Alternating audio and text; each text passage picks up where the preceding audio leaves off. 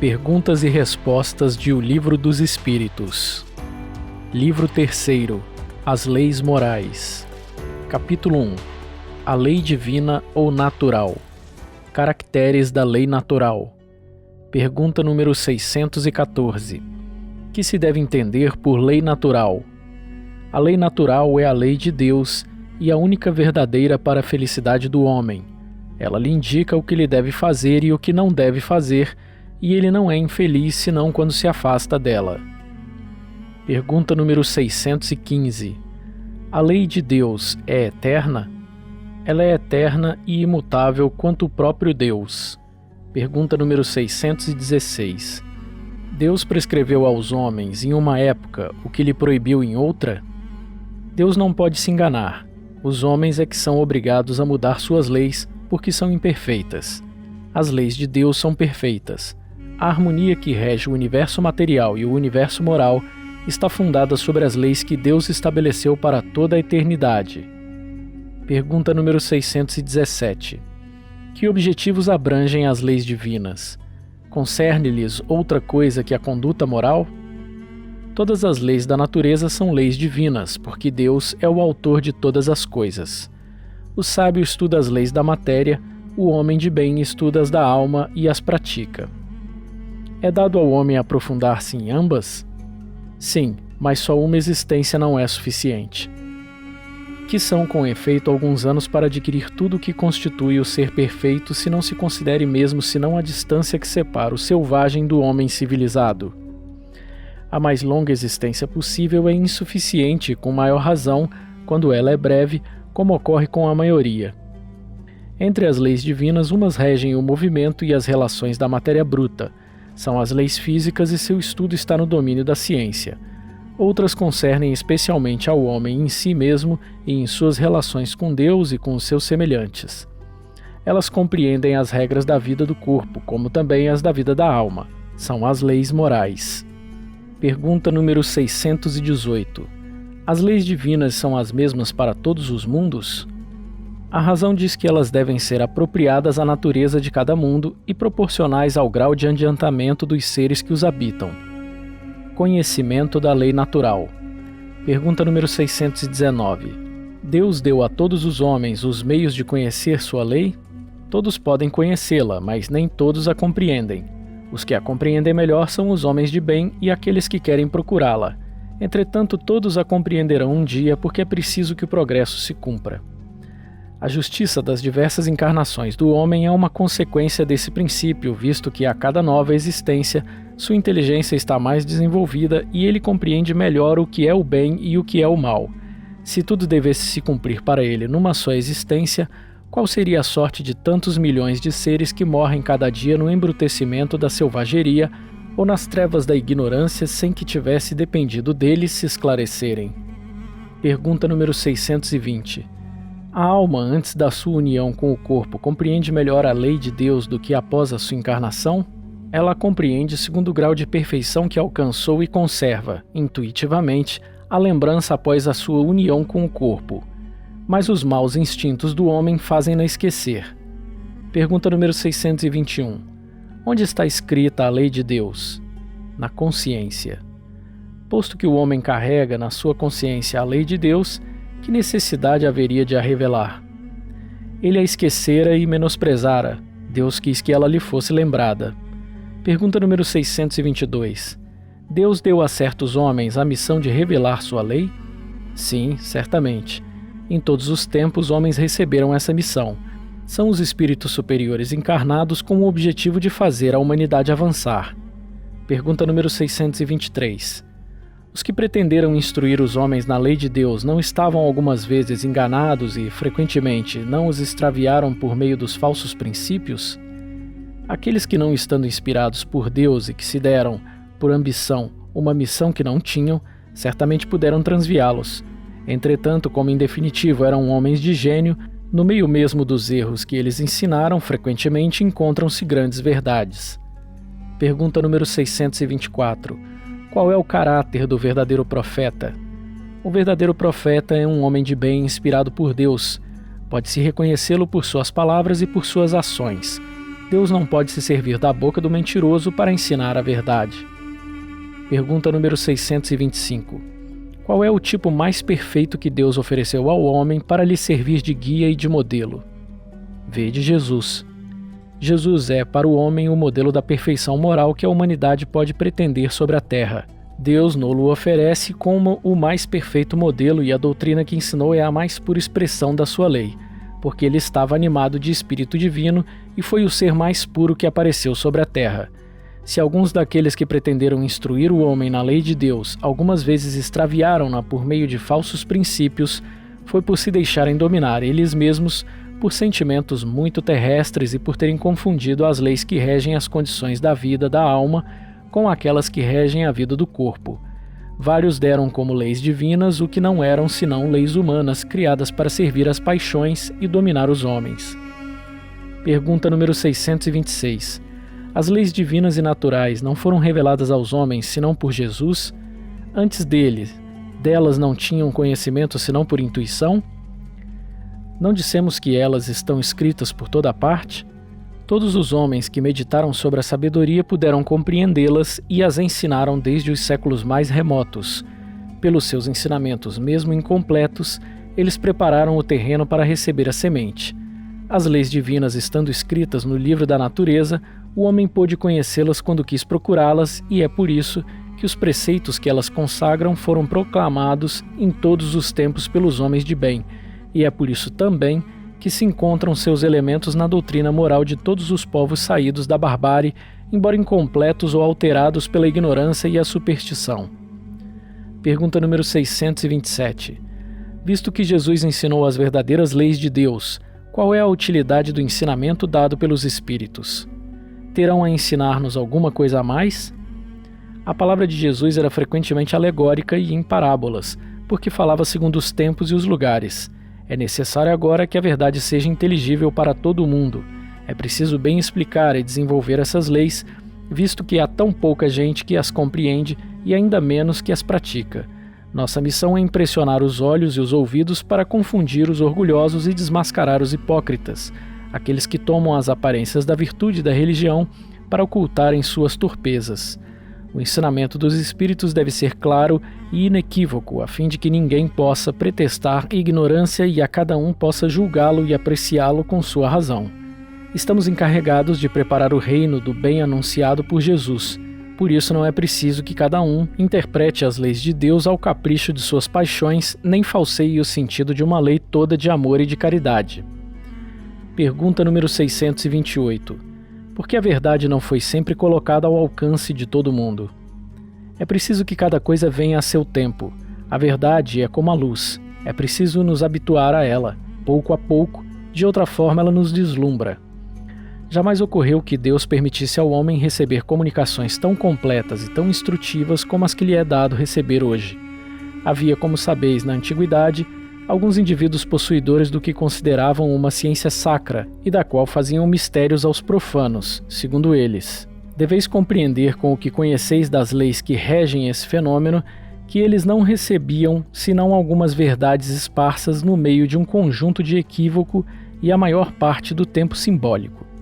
Entretanto, não há para o estudioso nenhum sistema filosófico antigo, nenhuma tradição, nenhuma religião a negligenciar, porque tudo contém os germes de grandes verdades que, ainda que pareçam contraditórias umas com as outras, esparsas que estão no meio de acessórios sem fundamentos, são muito fáceis de coordenar graças à chave que nos dá o Espiritismo para uma multidão de coisas que puderam até aqui parecer-vos sem razão e da qual hoje a realidade vos é demonstrada de maneira irrecusável.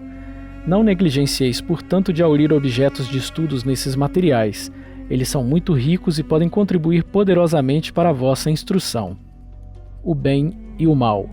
Pergunta número 629. Que definição se pode dar à moral? A moral é a regra para se conduzir bem, quer dizer, a distinção entre o bem e o mal. Ela se funda sobre a observação da lei de Deus. O homem se conduz bem quando faz tudo em vista e para o bem de todos, porque então ele observa a lei de Deus. Pergunta número 630. Como se pode distinguir o bem e o mal? O bem é tudo aquilo que está conforme a lei de Deus, e o mal tudo aquilo que dela se afasta. Assim, Fazer o bem é conformar-se com a lei de Deus e fazer o mal é infringir essa lei. Pergunta número 631. O homem por si mesmo tem os meios para distinguir o que é bem e o que é mal? Sim, quando ele crê em Deus e o que quer saber. Deus lhe deu a inteligência para discernir um do outro. Pergunta número 632. O homem que está sujeito a erros não pode se enganar na apreciação do bem e do mal e crer que faz o bem quando na realidade faz o mal? Jesus vos disse: Vede o que quereríeis que se fizesse ou não se fizesse para vós. Tudo está nisso. Não vos enganareis. Pergunta número 633. A regra do bem e do mal, que se poderia chamar de reciprocidade ou de solidariedade, não pode se aplicar à conduta pessoal do homem para consigo mesmo. Encontra ele na lei natural a regra dessa conduta e um guia seguro? Quando comeis muito, isso vos faz mal. Pois bem, é Deus que vos dá a medida do que vos é preciso. Quando a ultrapassais, sois punidos. É o mesmo em tudo. A lei natural traça ao homem o limite de suas necessidades e quando ele a ultrapassa, é punido pelo sofrimento. Se o homem escutasse em todas as coisas essa voz que diz basta, evitaria a maior parte dos males dos quais acusa a natureza. Pergunta número 634. Por que o mal está na natureza das coisas? Eu falo do mal moral. Deus não poderia criar a humanidade em melhores condições? Já te dissemos, os espíritos foram criados simples e ignorantes. Deus deixa ao homem a escolha do caminho.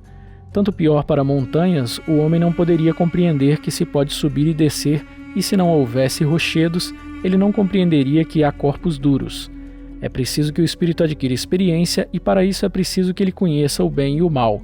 Por isso, há a união do espírito e do corpo. Pergunta número 635. As diferentes posições sociais criam necessidades novas que não são as mesmas para todos os homens. A lei natural parece assim não ser uma regra uniforme? Estas diferentes posições estão na natureza e, segundo a lei do progresso, isso não impede a unidade da lei natural que a tudo se aplica. As condições de existência do homem mudam segundo os tempos e os lugares, resultando para ele necessidades diferentes e posições sociais apropriadas a essas necessidades. Visto que essa diversidade está na ordem das coisas, ela está conforme a lei de Deus, e essa lei não é menos una em seu princípio. Cabe à razão distinguir as necessidades reais das necessidades artificiais ou de convenção. Pergunta número 636. O bem e o mal são absolutos para todos os homens? A lei de Deus é a mesma para todos, mas o mal depende, sobretudo, da vontade que se tem de fazê-lo. O bem é sempre o bem e o mal é sempre o mal, qualquer que seja a posição do homem. A diferença está no grau de responsabilidade. Pergunta número 637. O selvagem que cede aos seus instintos e se nutre de carne humana é culpável? Eu disse que o mal depende da vontade. Pois bem, o homem é mais culpável à medida que se sabe melhor o que se faz. As circunstâncias dão ao bem e ao mal uma gravidade relativa. O homem frequentemente comete faltas que, por serem a consequência da posição em que a sociedade o colocou, não são menos repreensíveis, mas a responsabilidade está em razão dos meios que ele tem de compreender o bem e o mal. É assim que o homem esclarecido que comete uma simples injustiça é mais culpável aos olhos de Deus do que o selvagem ignorante que se abandona aos seus instintos. Pergunta número 638. Algumas vezes o mal parece ser uma consequência da força das coisas. Tal é, por exemplo, em certos casos, a necessidade de destruição, mesmo sobre seu semelhante. Pode-se dizer então que há uma subversão à lei de Deus? Ainda que necessário, não deixa de ser o mal. Mas essa necessidade desaparece à medida que a alma se depura, passando de uma existência a outra. Então o homem não é senão mais culpável quando comete, porque ele compreende melhor. Pergunta número 639. O mal que se comete frequentemente não é o resultado da posição que nos deram os outros homens? Nesse caso, quais são os mais culpáveis? O mal recai sobre aquele que lhe é causa. Assim, o homem que é conduzido ao mal pela posição que lhe é dada pelos seus semelhantes é menos culpável que aqueles que lhe são a causa, porque cada um carregará a pena não somente do mal que haja feito, mas do que haja provocado. Pergunta número 640. Aquele que não faz o mal, mas que aproveita do mal feito por outro, é culpável no mesmo grau? É como se o cometesse. Aproveitar é participar. Talvez tenha recuado diante da ação, mas se encontrando-a pronta ele a usa, é que aprova e que o faria ele mesmo se pudesse ou se a ousasse. Pergunta número 641. O desejo do mal é tão repreensível quanto o próprio mal? Conforme. A virtude em resistir voluntariamente ao mal que se deseja, sobretudo quando se tem a possibilidade de satisfazer esse desejo. Porém, se o que falta é apenas ocasião, então é culpável. Pergunta número 642. Bastará não fazer o mal para ser agradável a Deus e assegurar sua posição futura? Não. É preciso fazer o bem no limite de suas forças, porque cada um responderá para todo o mal que resulte do bem que não haja feito. Pergunta número 643. Haverá pessoas que, pela sua posição, não tenham possibilidade de fazer o bem? Não há ninguém que não possa fazer o bem. Só o egoísta não encontra jamais oportunidade. Bastará estar em relação com outros homens para encontrar a ocasião de fazer o bem, e cada dia da vida dá oportunidade a qualquer que não esteja cego pelo egoísmo. Porque fazer o bem não é só ser caridoso, mas ser útil na medida de vosso poder, todas as vezes que vosso concurso pode ser necessário. Pergunta número 644. O meio no qual certos homens se encontram colocados não é para eles a fonte primeira de muitos vícios e crimes? Sim, mas isso ainda é uma prova escolhida pelo Espírito em estado de liberdade. Ele quis se expor à tentação para ter o mérito da resistência. Pergunta número 645. Quando o homem está de alguma forma mergulhado na atmosfera do vício, o mal não se torna para ele um arrastamento quase irresistível? Arrastamento sim, irresistível não, porque no meio dessa atmosfera de vício encontras algumas vezes grandes virtudes. Esses são espíritos que tiveram força para resistir e que tiveram, ao mesmo tempo, a missão de exercer uma boa influência sobre seus semelhantes. Pergunta número 646. O mérito do bem que se faz está subordinado a certas condições. Dizendo melhor, há diferentes graus no mérito do bem? O mérito do bem está na dificuldade. Não há mérito em fazer o bem sem trabalho, e quando nada custa. Deus tem mais em conta o pobre que reparte seu único pedaço de pão do que o rico que não dá senão seu supérfluo. Jesus o disse a propósito do óbolo da viúva. Divisão da lei natural. Pergunta número 647. Toda a lei de Deus está contida na máxima de amor ao próximo ensinada por Jesus? Certamente. Essa máxima encerra todos os deveres dos homens entre si, mas é preciso mostrar-lhes a aplicação, de outra forma eles podem negligenciá-la como fazem hoje. Aliás, a lei natural compreende todas as circunstâncias da vida e essa máxima não é dela senão uma parte. Os homens necessitam de regras precisas, pois os preceitos gerais e muito vagos deixam muitas portas abertas à interpretação. Pergunta número 648. Que pensais da divisão da lei natural em 10 partes? Compreendendo as leis sobre a adoração, o trabalho, a reprodução, a conservação, a destruição, a sociedade, o progresso, a igualdade, a liberdade, enfim, a de justiça, de amor e de caridade. Essa divisão da lei de Deus em 10 partes é a de Moisés e pode abranger todas as circunstâncias da vida, o que é essencial. Podes, pois, segui-la, sem que ela tenha por isso nada de absoluto, não mais que todos os outros sistemas de classificação que dependem do ponto de vista sob o qual se considera uma coisa. A última lei é a mais importante. É por ela que o homem pode avançar mais na vida espiritual, porque ela resume todas as outras.